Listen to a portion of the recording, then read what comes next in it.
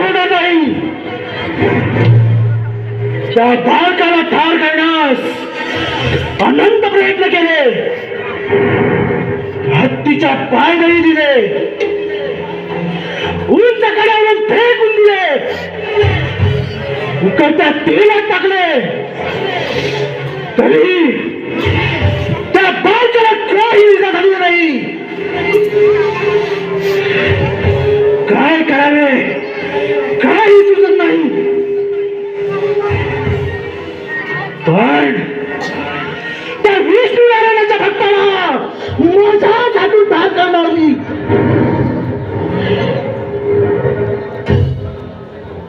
हा तर आपल्या पुत्र प्रल्हादाचाच आवाज दिसतोय.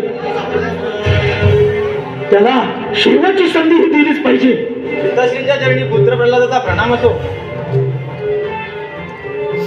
पुत्र प्रल्हादा, अरे तू पक्षाची स्तुती करण्यास सोडून दे आणि या महाबलशाली हिरण्यकशिपूची स्तुती कर. प्रशंसा या चराचरामध्ये आहे, तुमच्यात माझ्यात या साऱ्यांमध्ये आहे. काय म्हणे या चराचरामध्ये आहे? मग मला सांग, तुझा तो भगवंत या राजमहालाच्या खांबामध्ये आहे का? हो पिताश्री, माझा भगवंत या राजमहालातील प्रत्येक खांबांमध्ये स्थिर आहे. ओम. काय म्हणे प्रत्येक खांबामध्ये स्थिर आहे? पाहतोच कुठं आहे तुला तो भगवंत?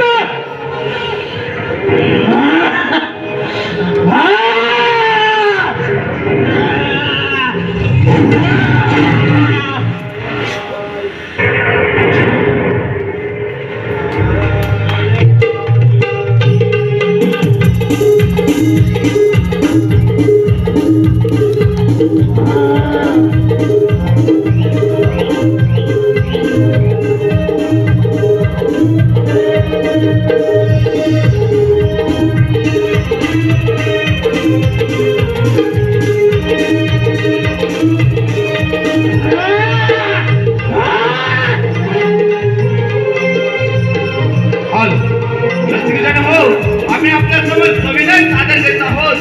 श्री विष्णू पुराण आधारित हिरण्यकशिपू दैत्याचा वध, हिरण्यकशिपू दैत्याचा अर्थात भक्त प्रल्हादाचा महिमा,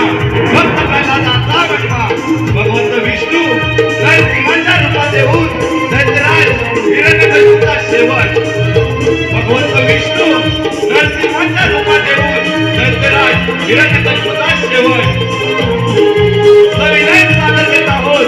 एक विष्णू पुराण आधारित भक्त प्रल्हादाचा महिमा, नरसिंह भक्त प्रल्हादाचा महिमा.